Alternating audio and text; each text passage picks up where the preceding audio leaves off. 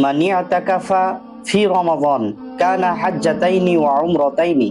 নবীজি সাল্লাল্লাহু আলাইহি ওয়াসাল্লাম ইরশাদ করেন, যে ব্যক্তি রমজানে শেষ 10 দিন ইতিকাফ করে, আল্লাহ রাব্বুল আলামিন তার আমলনামার মধ্যে 2টি কবুল হজের সওয়াব লিখে দেন।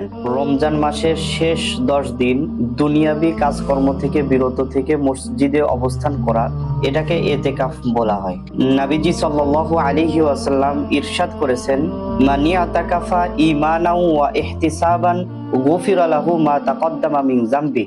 যে ব্যক্তি ঈমানের সাথে সওয়াব লাভের উদ্দেশ্যে আল্লাহ এবং আল্লাহর রাসূল সাল্লাল্লাহু আলাইহি ওয়াসাল্লামকে রাজি খুশি করার জন্য ইতিকাফ করবে, গুফিরা লাহু মা তাকদ্দামা মিন যামবি, আল্লাহ তাআলা তার পূর্ববর্তী সমস্ত গুনাহ খাতা মাফ করে দিবেন। সুবহানাল্লাহ।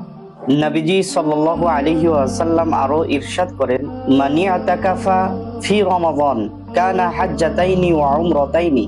নবীজি সাল্লাল্লাহু আলাইহি ওয়াসাল্লাম ইরশাদ করেন, যে ব্যক্তি রমজানে শেষ 10 দিন ইতিকাফ করে, আল্লাহ রাব্বুল আলামিন তার আমলনামার মধ্যে 2টি কবুল হজের সওয়াব লিখে দেন এবং 2টি কবুল উমরা পালন করার সওয়াব তার আমলনামার মধ্যে লিখে দেন। সুবহানাল্লাহ।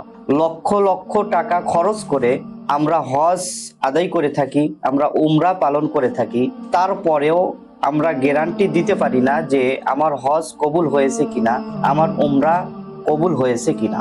অথচ রমজানের শেষ 10 দিন ইতিকাফ করলো, আল্লাহ রাব্বুল আলামিন তার আমলনামার মধ্যে অটোমেটিক ভাবে 2টি কবুল হজের সওয়াব তার আমলনামার মধ্যে লিখে দিবেন এবং 2টি উমরা পালন করার সওয়াব তার আমলনামার মধ্যে লিখে দিবেন।